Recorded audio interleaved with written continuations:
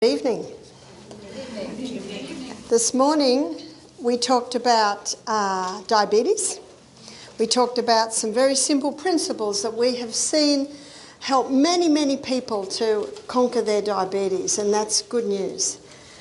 We also talked about heart disease, and we also showed how that also can be conquered. And this evening we're going to be talking about weight loss, and we're also going to be talking about sleep. Last meeting, before we go to sleep, we'll be looking at the principles involved in sleep, how you can improve your sleep, how you can also rewire your brain. And by the way, on Saturday afternoon at 2 o'clock, I'm going to show you how you can rewire your brain.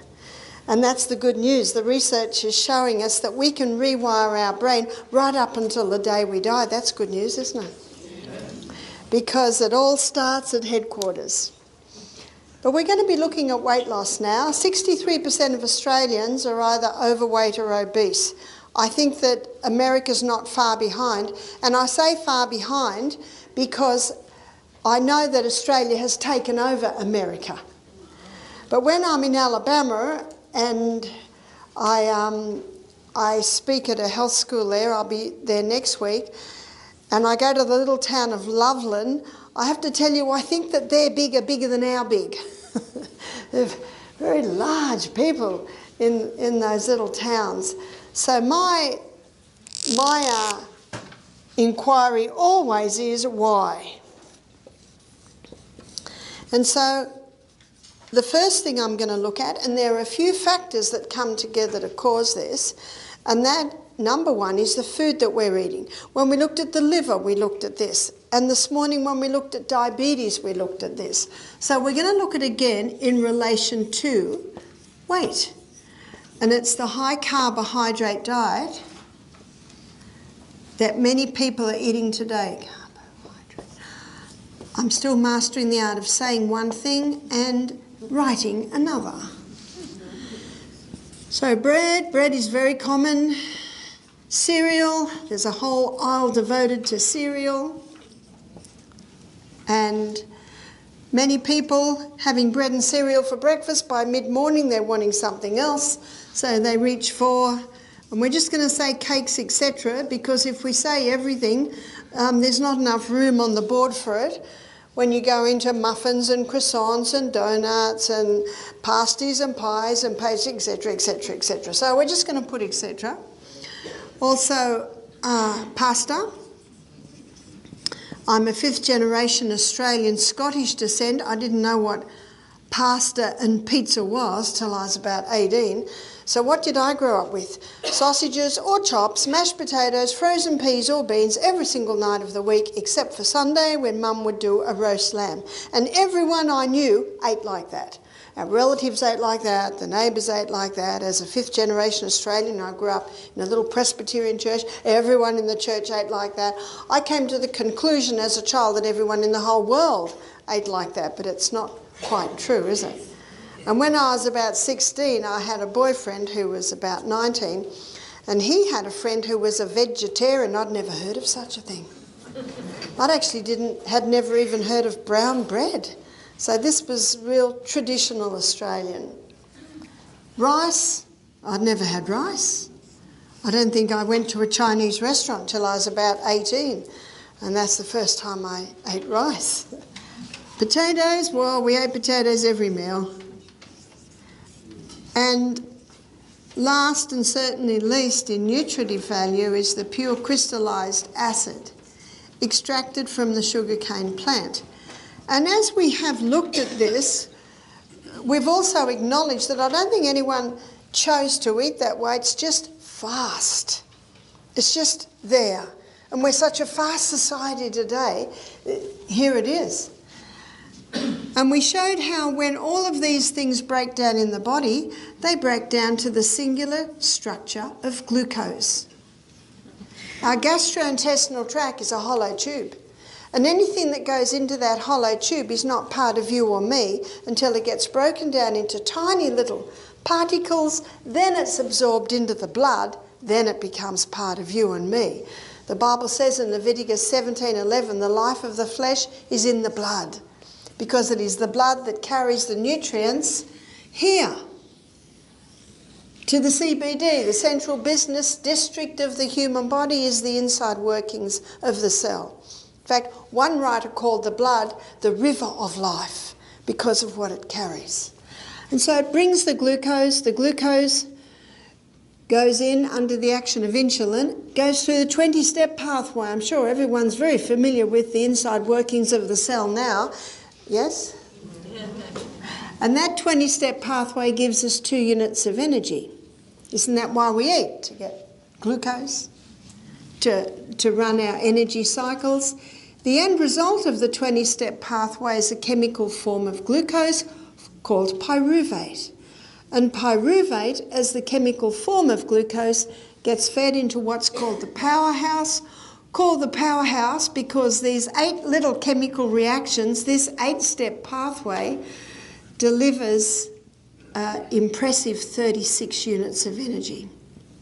And the reason why the 8-step pathway gives 36 units of energy is the presence of oxygen.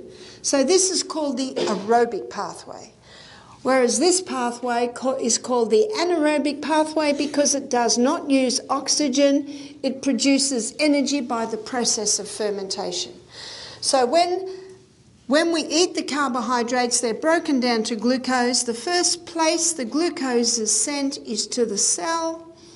The second place it is sent, because only so much can go through the energy cycles, then it is stored as glycogen. We looked at this morning and how that's particularly useful for the diabetic, having these little, well, it's useful for everyone because they're little molecules of glucose sitting in the muscle cell.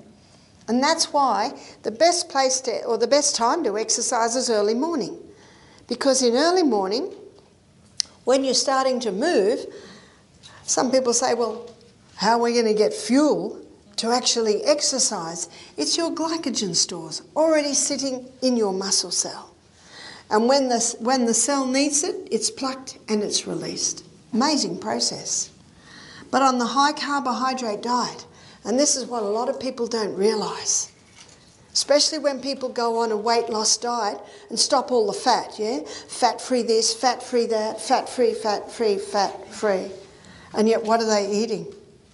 Lots of carbohydrates. Do you know fat gives the feeling of satiation or satisfaction? And the best weight loss diet is a diet that stops your hunger. And fat stops the hunger.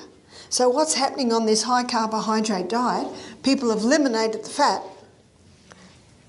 and they're eating lots and lots and lots of this, not realising that that excess glucose, once we've filled up the energy cycle, we've filled up the glycogen stores, and so now the body sends it to the fat cells. And on this high carbohydrate diet, what's happening to Americans and Australians? They're getting bigger and bigger and bigger. In fact, it's one of the most dangerous fats because what the body does is it stores it in the probably areas of the body that's not used a lot, maybe the arms, the belly, the hips, the thighs, and then when that gets all filled up, then it starts to go to the internal organs, weighing them down. And in the book Wheat Belly, notice the title of the book, Wheat Belly, Dr. William Davis, he shows that sugar particularly, sugar and the hybridised wheat, and the hybridised wheat is found in most breads, cakes, cereals, pastas, pizzas. Because it gets the blood sugar level up so high, so fast, as we looked at this morning, then very quickly it's dumped as a visceral fat on the belly. And in the book Wheat Belly, I think the word wheat belly he uses on just about every page, showing this process. And another fact, another very misunderstood fact, is that glucose burns at 4 calories per gram. whereas fat, it burns at 9 calories per gram. Now this piece of information, which is fact, is in just about every weight loss book as proof that if you want to lose weight, don't eat the fat. It's going to give you more than twice the calories. But what the people don't understand is what a calorie is. A calorie is a unit of energy. And if you want a high energy food, what do you eat? Fat. It's going to give you more than twice the units of energy compared to glucose. But if you're eating more calories than you can burn, yes, it's going to be stored. That's why one of the best things that you can do for weight loss is to eat breakfast like a king. I have to admit that I think I eat lunch like a king and breakfast like a queen, but whatever. And sometimes the queen eats as much as the king. Lunch like a queen, and then tea like a pauper, or you call it supper, yeah? I think that when I say tea, you probably think I mean a cup of tea, yeah? But we call an evening meal tea. And as one lady said to me, well, what do paupers eat? I said, sometimes nothing. What many people are doing today, and I see it in many countries I go to, they eat breakfast like the pauper, they eat lunch like the pauper, and the tea or the supper is the king and the queen together. That's like going on a journey, and you start your long journey and you go to the gas station, we call it a petrol station, call it a gas station, and just put a little bit in. And then an hour later, put a little bit more in. And then an hour later, put a little bit more in. And then you've done this all day. And then you finally get to your destination, you go into the gas station and you fill your tank and then park it in the garage. How much sense does that make? And yet that's what most people are doing. Little bit here, little bit there, little bit there. End of the day, king and the queen together, and the body says, finally, we've got some nourishment. And then they say, oh no, they've gone to bed. So what are we going to do with all these calories, these units of energy? We're just going to have to store them. It's really only probably the last 100 years that the main meal has been had at the end of the day. In fact, traditionally, the main meal was always in the middle of the day, especially before electricity, because they didn't have the light at night and it was just more convenient. I was talking to a man who grew up in a little English village. So I was talking to him about 18 years ago, and then he was in his 60s. And he said, the schools closed down, the mines and the businesses closed down, and everyone used to go home and have their main meal. And he said at night we'd have bread and dripping. Well, that was considered something like. So in many cultures you will see that traditionally the main meal was always had in the middle of the day. But again, I don't think anyone planned it.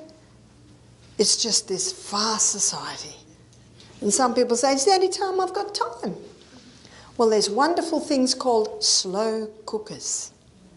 And one mother said to me, I put my millet on at night, so by morning, when I get up, there it is, hot, ready to eat. She said, I wash my slow cooker, and then I put my soaked beans that I've rinsed and brought to the boil and rinsed again, put them in, put the vegetables, and put the slow cooker on again. She's a homeschool mum. She says, because I feed the children so well in the morning, how does she feed them? She feeds them a high fibre diet. All your plant foods have fibre. She feeds them generous proteins. So what are the proteins? Legumes, nuts, seeds, they're your best proteins.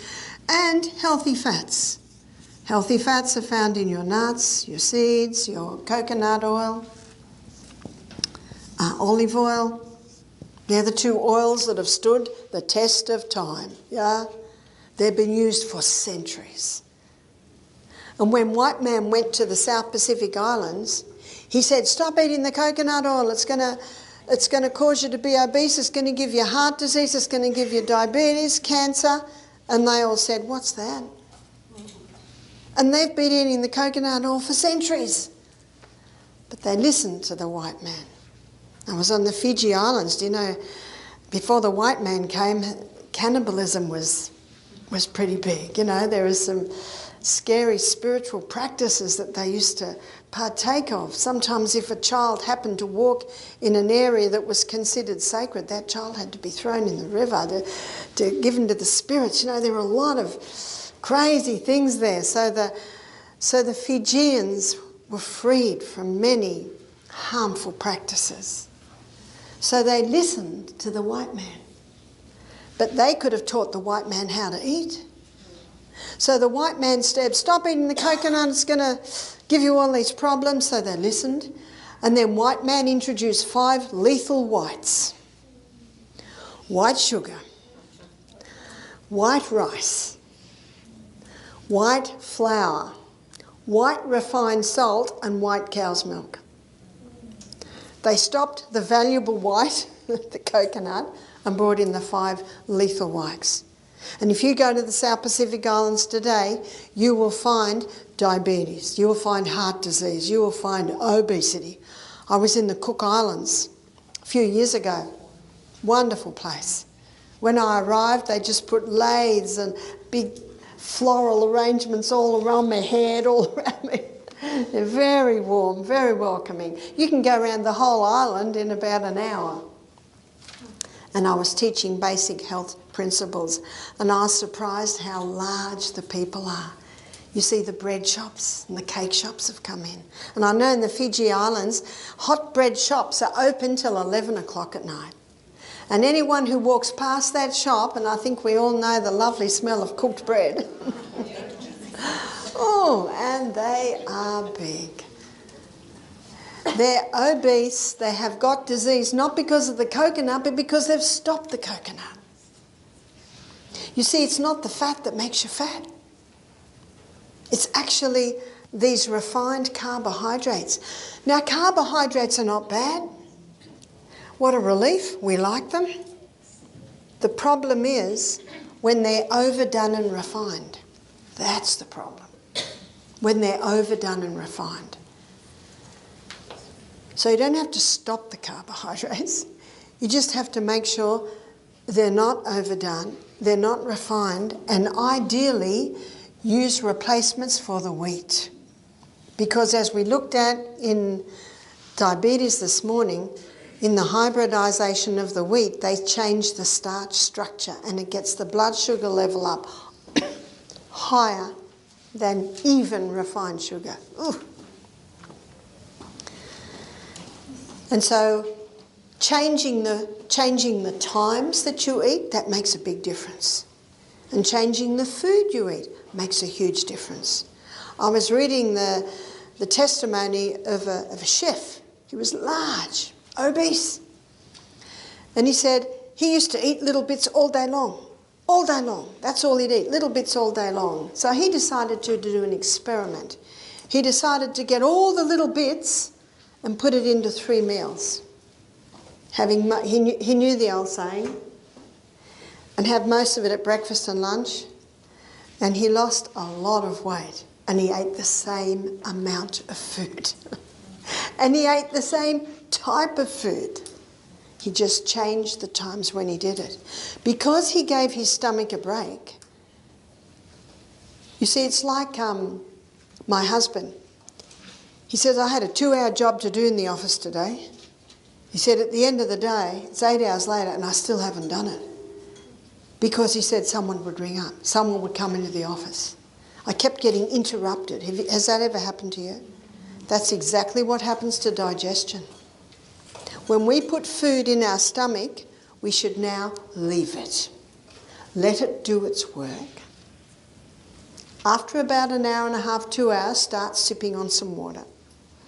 Then you don't water down your hydrochloric acid. It takes 3.5 to 4 hours to digest a meal. If a person has a meal of watermelon, that's probably gone in about 2 hours. But when someone has a balanced meal, which is shown here, it takes about 3.5 to 4 hours to digest. And then the stomach loves a 1 hour rest. Let your stomach have a rest between meals. And in that rest time, it has time to revive and restore and replace the digestive enzymes it used at the last meal. And that's why the time-restricted eating, we've talked about this a couple of times, time-restricted eating is basically a modern name for this. Time-restricted eating, it's from the intermittent fasting, the 5-2 diet. A lot of people are familiar with that. Dr. Michael Mosley, in his book Fast Diet, he goes into the research showing why this is so effective. It's eating twice in a 24-hour period. They suggest eating a large meal at 1 and another meal at 7. But I was talking to one girl and she said, I'm fading by 10 in the morning. And she said, and I can't sleep at night because I've got so much food in my stomach. When we go to sleep, our stomach wants to sleep. So it's far superior to go back to the old adage that's been around for so many years, probably hundreds of years, that we eat breakfast as our main meal, that we have a main meal in the middle of the day, and then if anything's eaten at night, make it very light. Now, if a worker has a breakfast at 6 a.m. and then has a meal at 12 o'clock, they may need something at night. But if they have the meal at 8 and at 2 or at 9 and at 3, then it's very easy not to eat at night. So you've just got to work out what works for you. One lady said to me, she said, I give my children a really substantial breakfast, and we'll look at illustration of meals in a minute. Should I give them a really substantial breakfast? She said, I just give them an orange for lunch. And she said, and when they come home at 3:30, and by the way, how much lunch do kids eat at school? They just want to play, don't they? So she gives them something light, and when they get home, they're hungry. How many kids get home hungry and want to eat, and then they're not wanting to eat their evening meal, and it's too late anyway? So she said, when I see that school bus come, she said, I got the table set. The kids come in, they're hungry, and have the meal there. She said it works so well. She said they never used to eat much at night because they had so much when they got home from school. But husband doesn't come home till maybe 5 or 6, and often he wants quiet. So he's very happy to just eat quietly by himself. And maybe the lady who wants to lose weight, she'll sit with her husband and drink a peppermint tea, or maybe she'll just have a bowl of salad. One lady said, but Barbara, that's when my family's together. My teenagers, my husband. I said, well, just make it a lighter meal. Make it soup. Make it a bowl of soup, soup and crackers. Crackers digest easily, much easier than bread. So it all depends. See, some of my boys, they go to the gym, they have breakfast at 6, they have another meal at midday, and then they have a big meal at night, then they go to the gym. So, you know, that works for them. So you're the doctor. You've got to work out what works for you. But that's the basic principle, having the main meal at the beginning of the day. What the researchers have found, Dr. Atkins found this. Remember Dr. Atkins, you know, way back in the 80s? And he first made this probably most famous. He's one of the first ones that officially blew the whistle on the dangers of the high carbs. And I think his story is very interesting. I was never interested in reading his book because I eat plants. And I don't say I'm a vegan because I've been in some circles.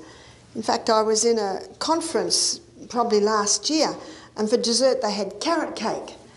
And, oh, it looked nice. And then they had this white fluff on top. And I said, what's that? And they said, oh, it's vegan, it's vegan. And I said, I know cow's cream. I know coconut cream. What's that? And then they bought this spray can. And you press the button and this white fluff comes out. Do you know that chemicals are vegan? Do you know that sugar's vegan? And I said, I'll just have the carrot cake, thanks. I like to know what's going in me. So I actually don't say vegan because, I don't know, some people are reading some of this stuff. I don't know whether you'd even call it food, but vegan's vegan. So I say I'm plant. So I eat plants. So I was not really interested in reading Dr. Atkins' book because everyone says it's just meat, dairy, cream, butter, cheese, eggs. That's what his diet is. So I thought, well, I'm not interested in that because I don't eat that. But we had a man come and do our program. This would be maybe 18 years ago now. And he said, I know you're not going to like it, Barbara, but I do very well on the Atkins diet. And when I go off the Atkins diet, I go down. Now, every good health professional, what will they do? They will listen.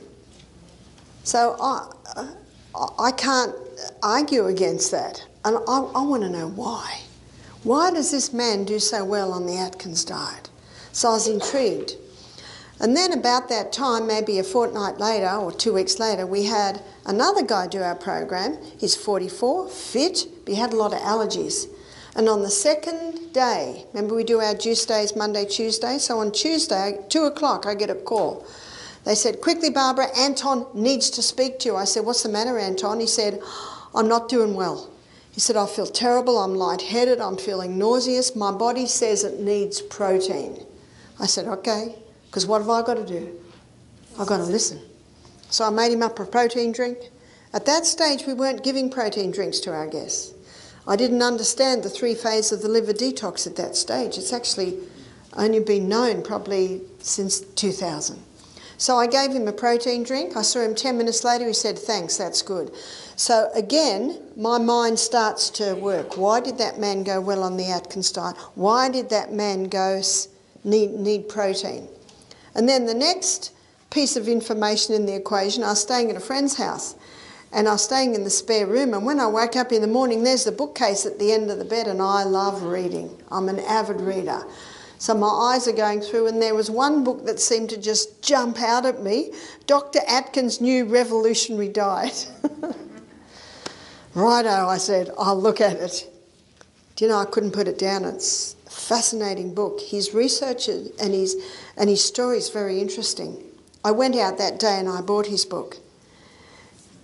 And this is his story, Dr. Atkins. He said he was a GP, late 40s, putting on a bit of excess weight. He knew his science. He knew that carbohydrates stored as fat. So he decided to do an experiment on himself. He decided to stop all carbohydrates. And he theorised that if he stopped all carbohydrates, his body would start to live on his fat stores. So what did he eat? He chose foods that had no carbohydrate. So his diet was high in protein, meat, butter, cream, cheese, eggs, that's a lot of protein. Fat, meat, butter, cream, cheese, eggs, that's a lot. But something else surprised me that you never hear about. He ate 3 cups of vegetables a day, and 1 cup had to be greens. And so there was the fibre. The weight just fell off him. He theorised right. He wasn't giving carbohydrates to his body, so, well, hardly any, a little bit in the vegetables. So his body started to live on his fat stores. The weight started to drop off him. He was never hungry because these are the 3 foods that give the feeling of satiation, satisfaction. He had lots of energy because your liver can convert protein and fat to glucose if it needs it, and it can break down your fat stores to give you glucose. It's called gluconeogenesis, creating glucose from the fat stores. Has he found the perfect diet? Never hungry, lots of energy, weight's falling off him, so he started to put some of his patients on this. It is estimated that 11 million people were helped by his diet. His book was #1 on the New York Times best-selling book list 4 years running. This guy demands some attention. But the problem is that after a while, some of his patients were developing arthritis, because this is a high acid food. In fact, I had a man come to me wanting a consultation when I was in New York a few years ago. He said, I used to be one of Dr. Atkins' patients. He said, I'm a vegetarian, I'm an Adventist, but I was getting overweight, I was getting diabetes, heart disease, so I went to Dr. Atkins, because he's a very famous doctor. And Dr. Atkins, he said, was a very gracious man. He said, I'm sorry, but you're going to have to stop this high carbohydrate diet. So he said, I started eating meat. I didn't eat a lot. I had a lot of vegetables. He said, I didn't get diabetes. He said, my heart problems all resolved. He said, the weight dropped. But he said, I'm getting arthritis. And he said, you are the first nutritionist that hasn't totally slammed Atkins. I'm interested. I said, well, Atkins' theory was correct. It's what I have shown you today. But what you can do superior to Atkins. You can do the plant proteins. You can do the plant fats. Dr. Atkins, on his first stage, he got people down to 20 grams of starch, carbohydrates a day. Do you know there's no need to go that low? All you need to do is greatly reduce the carbohydrates, ideally stop the wheat, eat more vegetables, eat more legumes, nuts and seeds, and you can get a similar result. Because of the results that he was getting, and by the way, his cancer patients were going into remission, people with high cholesterol were coming back to normal. Did everyone hear that? And his patients were eating meat, butter, cream, cheese, eggs. And what are people told to get their cholesterol levels down? They've got to stop the meat, butter, cream, cheese, eggs. So Atkins threw a spanner in the nutrition world's wheel, and it needed the spanner thrown into that wheel. And the only reason his patients got away with it for so long is the 3 cups of vegetables a day, which have an alkalizing effect. But the beauty of the plant proteins, it's much cleaner burning fuel. It doesn't leave an acid waste like the protein does. And when I was consulting with this man, he said to me, I believe if Dr. Atkins had read the China study, Atkins would have become a vegetarian. What an interesting comment. So you can get those results, but you can do it on a plant diet, as long as you do the legumes. And so many people say, oh, legumes, you've got to soak them, you've got to cook them. Well, when you go home tonight, just fill up the saucepan and fill it up with lentils. In the morning, rinse it well, bring it to the boil, rinse it again, put it in your slow cooker. There's lots of shortcuts.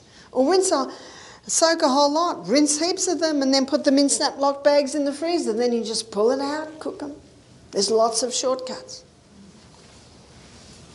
And you can get organic beans in tins. Just make sure you bring them to the boil and rinse them very well. So it's easy, it need not be difficult. You see, animal protein, it burns at, so let's look at protein. Animal protein, only 58% is burnt as fuel. So that's a 42% waste. That's the acid waste. And that's what Dr. Colin Campbell found in his book, The China Study. He could switch cancer cells on and off, and we looked at this briefly when we looked at cancer on the first night. Because it's an acid waste, and cancer thrives in an acid environment. We looked at that. Whereas plant protein, it's a lot cleaner burning fuel. It doesn't have that acid waste. So with plant protein, you're getting up to about 80% easy is burnt as fuel. That's a big difference. So your plant protein is a superior protein. What Atkins found, and I found this interesting, he found that these 3 food groups are the essential food groups. Fibre is essential because the colon needs to be swept. We looked at that when we looked at the colon, when we looked at the waste disposal organs. Protein's essential because the crossword bands, remember we looked at the DNA on the first night, it's made up of amino acids. Amino acids is a breakdown from the protein we eat. And it's amino acids that builds the new cells in the body. And 50% of the membrane around every cell in the body is protein. That's essential. Fat is essential. The fat-free diet is a dangerous diet. There are fats that'll kill and there are fats that'll heal. And because there are some killer fats, they've all been dumped in the same basket. What are the killer fats? The altered fats. You see, for centuries, people used the coconut oil and the olive oil. They can be extracted from the flesh of the plant. But those hard seeds, they couldn't really get the oils out until they developed high heat chemical equipment to extract oil from hard seeds. And because they use chemicals and heat, they destroy the oils immediately.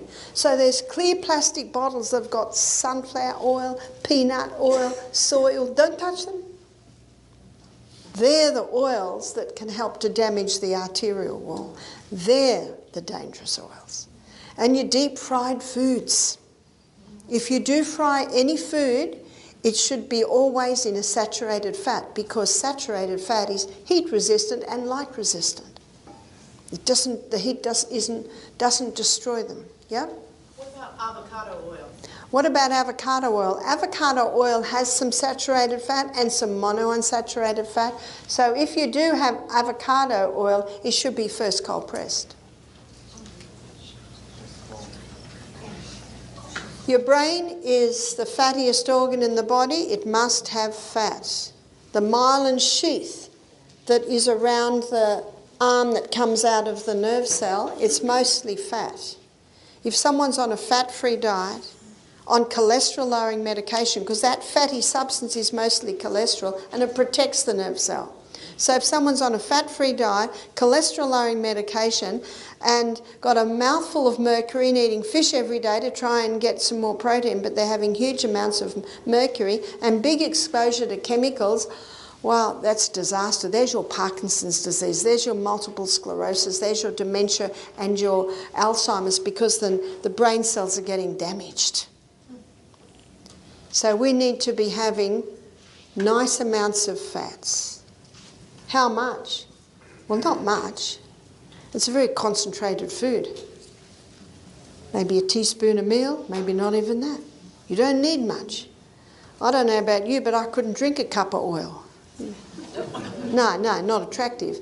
But you would be surprised how much oil a person is consuming when they eat a whole meal of, say, fish and chips and scallops, all that fried food. They're almost consuming nearly, probably between half a cup and 3/4 of a cup of fat. And it's damaged fat. That's the fat that is dangerous. There's no doubt about that. But because there are dangerous fats, unfortunately, they've all been classified as dangerous, but they are not. And we need some. Our brain needs some.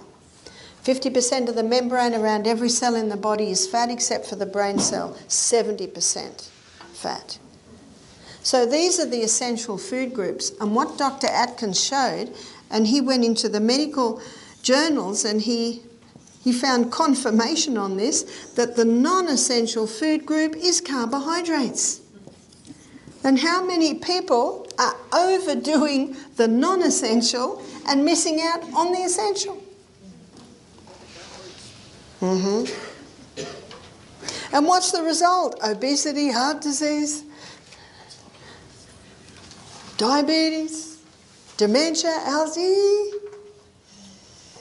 Hippocrates said, let food be your medicine and mensa be your food. Now remember, carbohydrates aren't bad. My husband would never forgive me if the potatoes stopped. It's only when they're overdone and refined. So number 2 for weight loss, low carbohydrate. Low carb, high fibre.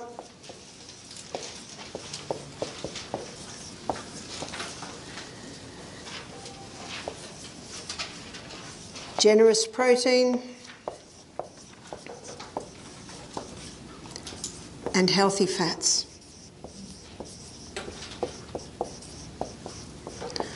I gave the story this morning when I talked about diabetes of Jim, the guy who was a type 1 diabetic and got off all his medication. And do you remember the weight loss he experienced? Quite phenomenal.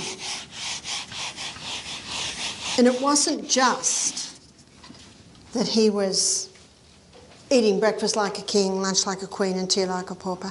It wasn't just that he was on a low carbohydrate, high fibre, generous protein and healthy fat diet. It was also the fact that he began to drink more water. He was having 8 to 10 glasses of water a day. And when you start drinking more water, it's also time to start having some whole salt. But it's the fourth point that I think made a dramatic effect. It all has an effect. And that was the high intensity interval training. What I'm going to do now is I'm going to take you inside the cell and show you why the high intensity interval training is so effective. So this is intervals of high intensity, intervals of recovery, and it's done for a cycle. And Doug McGuff, the heart doctor, he suggests 30 seconds high intensity, 90 seconds recovery for a cycle of 6. There's 15 minutes a day. Sorry, but no excuse. If you haven't got 15 minutes, start to write down how long you're on the computer, how long are you on the phone, how long are you on your iPad. How long do you spend watching television? And you will quickly see time to do some adjustments with your time. What I want to show you is what happens inside the cell when you do the high intensity interval training. Now before I go there, just let me define high intensity. It's anything that gets the heart rate up and the breathing. So Michael and I, we run up hills every day, and our recovery is walking down hills, and we run up the other hill. When I was in Germany 2 weeks ago, where I was staying was in a little village, and the house I stayed with was right up on the side of a hill. So anywhere I went, when I went back home, I had some high intensity. And I found a path through the forest. And I found this path by accident because when I was going on my usual road, I passed a man with a dog, and it was on a big rope, and this dog was jumping, trying to get at me, barking ferociously. I was terrifying. And I thought, I got to find somewhere else to walk. I don't want to pass that dog again. And then I found this bush track. They call it a forest track. And in this forest track, I got 5 high intensities, and I wasn't even running. It was just walking. And it was a track that was made for a tractor, so it wasn't for a car, because I don't even know if a car would have got up those steep ones. So I was very happy with my track that I found, and the nasty dog didn't go on that track because it was bush. It was a track you could walk. So sometimes you don't even need to run. All I need to do was walk, and walk fast up these really steep bits. Most of the research has been done on an exercise bike where the person, if they're unstable on their feet, they're holding on. It's very good if they've got hip or knee or ankle problems, then the weight is not on those areas. And you can cycle as fast as possible, and then your recovery time can just be slow cycle. It could be swimming, doing laps of the pools. It could be push-ups. I mentioned when my boys visited last April at Easter holidays, they were doing 1,000 push-ups a day. They do it 20 at a time, 20 at a time. So they were certainly doing that interval all through the day. And they got out on my back veranda and were doing the pull-ups. The recovery time is really just till you feel it's time to run again or it's time to go fast again. It doesn't have to be 90 seconds, but that's what you're aiming for. Your recovery time is an indication of your fitness. The longer you take to recover, it's usually an indicator that the more unfit you are. And if you take a long time to recover, Don't worry about it. This is progressive. That's what Al Sears' book says, progressive acceleration of cardiopulmonary exertion, pace. So as you get stronger, as your body gets fitter, you'll be able to do less recovery time. So let's have a look at what happens inside the cell. This 20-step path, when we looked at this, when we looked at the cancer, it's a very fast pathway. That's the one that consumes about 15 times the glucose of any other cell. But this 8-step pathway is slow. It's a lot slower. And as a rule, this actually feeds quite well into the 8-step pathway, but when you're doing your high intensity, and when you're getting to the end of your first stage of 30 seconds, your 20-step speeds up, your 8-step speeds up. And there's a rate-setting enzyme in there that will always keep this one faster, this one slower. And because of the higher revs of these pathways, more pyruvate is being made than can be fed in to the 8-step pathway. And so what the body does is it stores that excess pyruvate as lactic acid. We've all heard of lactic acid, haven't we? Now, I think one of the most incredible parts of this form of exercise is what I'm about to tell you. When you're in recovery time, so it's like those hills that I was going up a couple of weeks ago, because it was high and then only a little bit of recovery, I would stop and then I'd do my stretches. I'd do arm stretches or I'd do leg stretches. So recovery time is far better if you do some slow movement. In recovery time, your liver converts that lactic acid back to pyruvate. So in recovery time, you're burning just as much fuel as when you're running for your life. Because in recovery time, the liver converts the lactic acid back to pyruvate and feeds it in the powerhouse. So two things are happening there. One, you're burning just as much fuel when you're in recovery time. Two, it mops up your lactic acid. So you aren't getting a build-up of lactic acid. And that's one of the reasons why this is such a powerful form of exercise.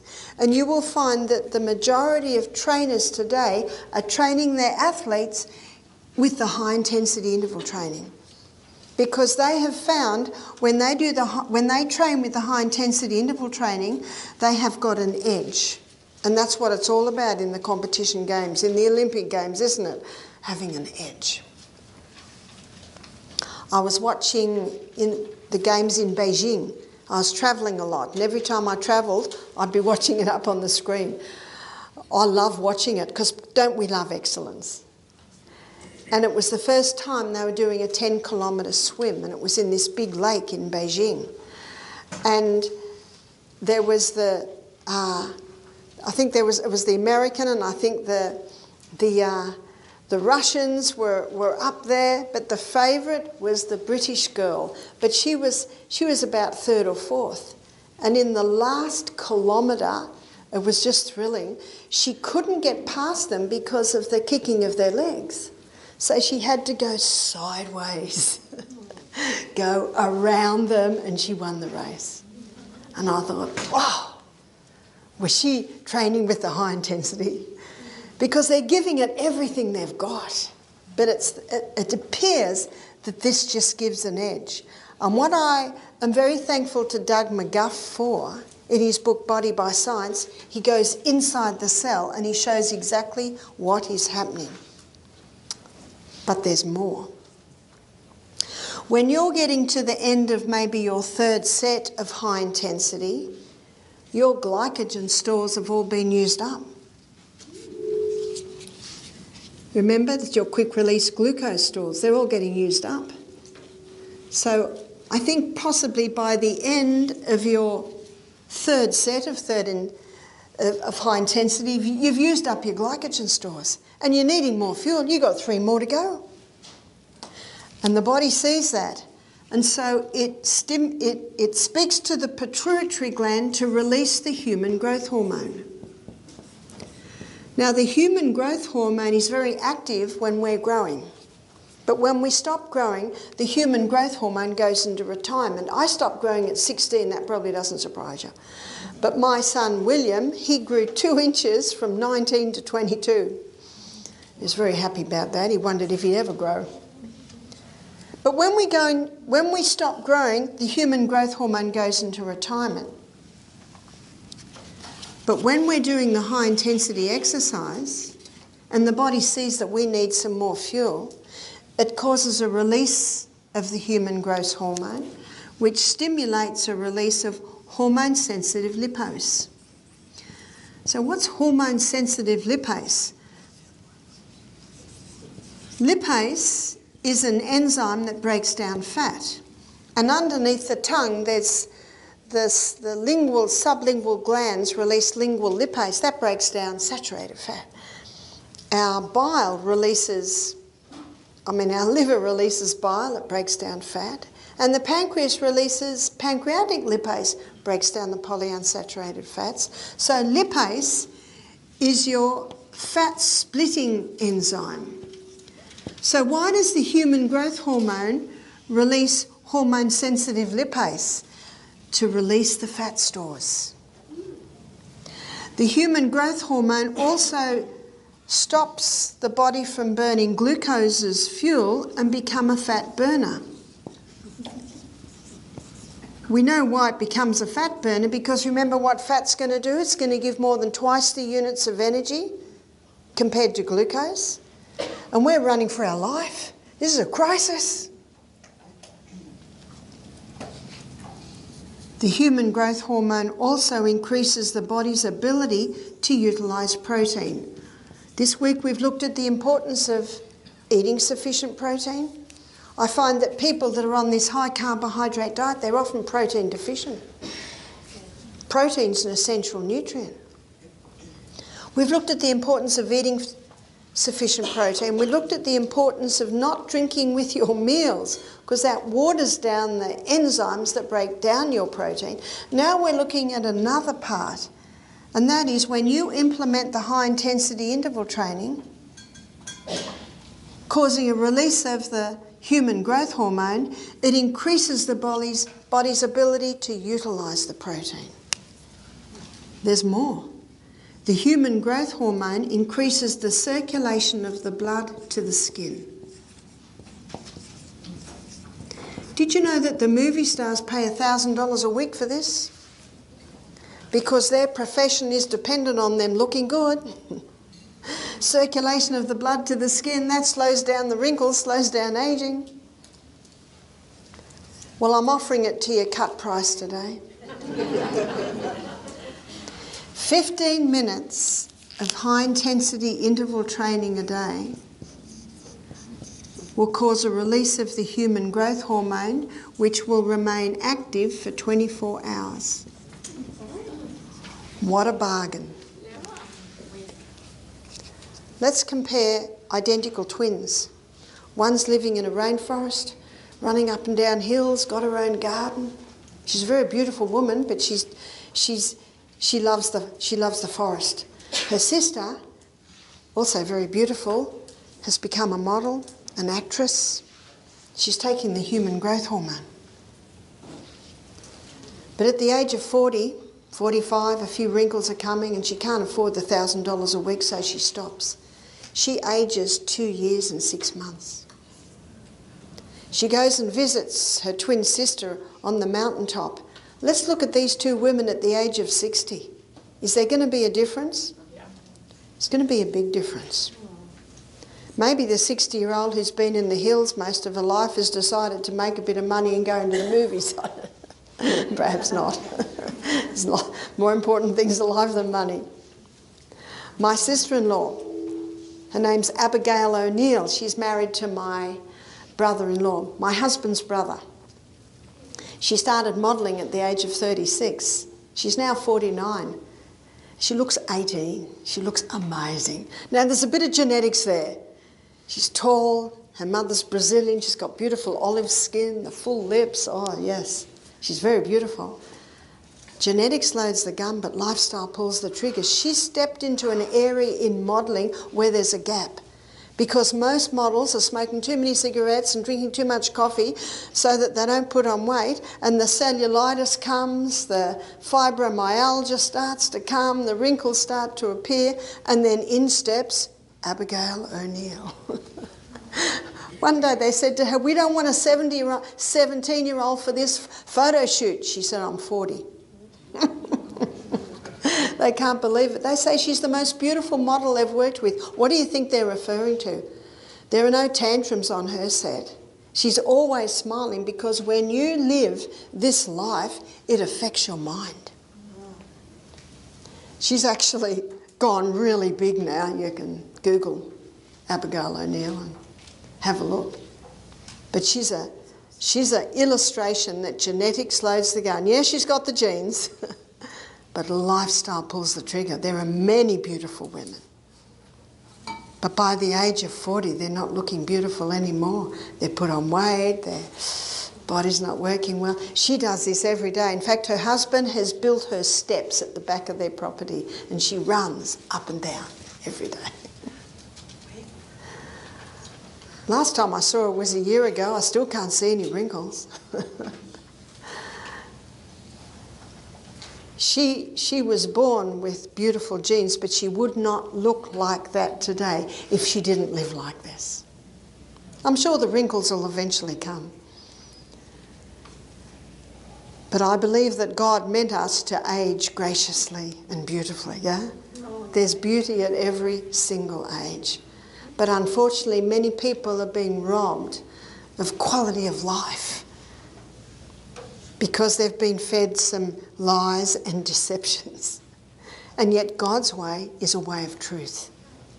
And God says in 3 John chapter 1 verse 2, he says, "Beloved, I wish above all things that thou mayest prosper and be in health, even as thy soul prospers." That's his aim. And so number 4 is exercise. Exercise causes a dramatic weight loss. And yet the beauty of implementing this is that as you lose weight, you don't get the saggy, baggy elephant effect. And John Gabriel, he wrote a book called The Gabriel Method, and he went from, I have to give it to you in kilos, he was 183 kilos, well, that would be probably nearly 400 pounds, and he lost, I think it was 100 kilos. So what's that, 200 pounds? 220. He's now 220. He's now 83 kilos. And he's got a picture of him in his school. Four photos. One where he's obese, another where he's a bit slimmer, another where he's a bit slimmer again. He did this in his 40s. And the last photo is muscular. And you can count his abdominal muscles, you know, the six-pack. And when you look, there's no hanging skin. What did he do? He did the high-intensity interval training. And he implemented this. And he implemented this.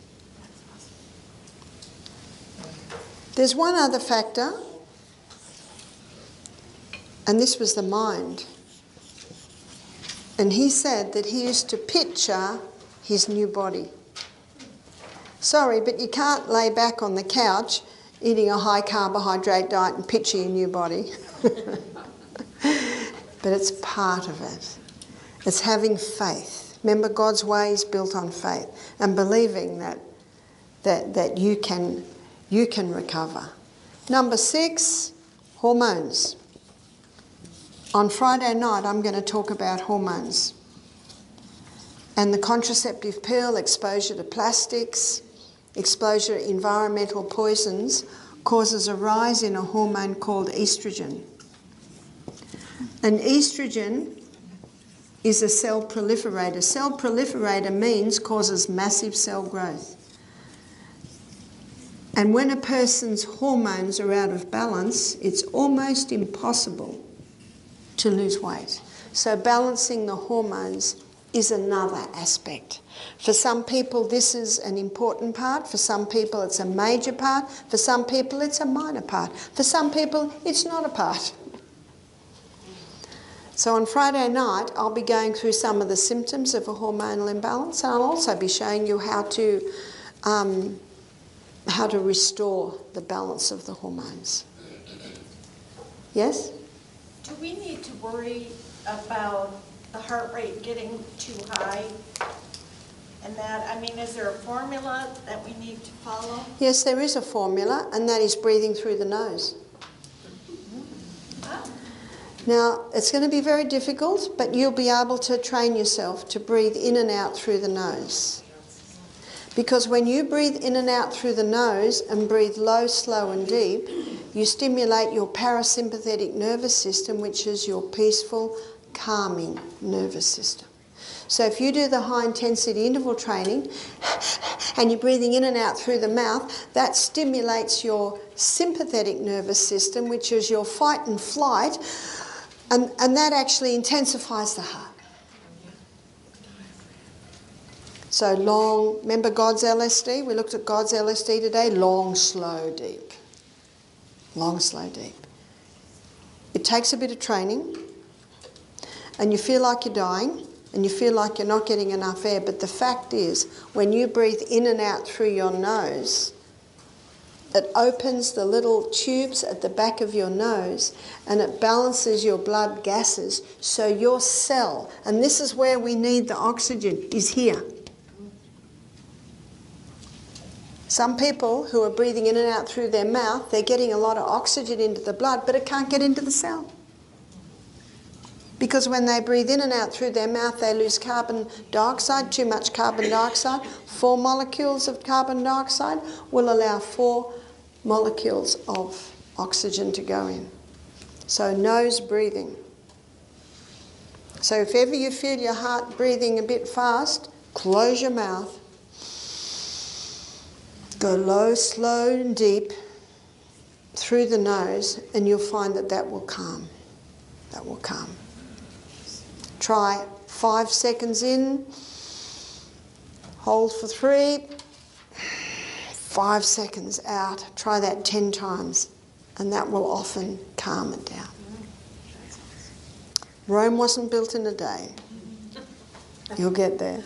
We'll have a break now. It's almost 7:15, and we're going to come back at 7:30. That's about 17 minutes.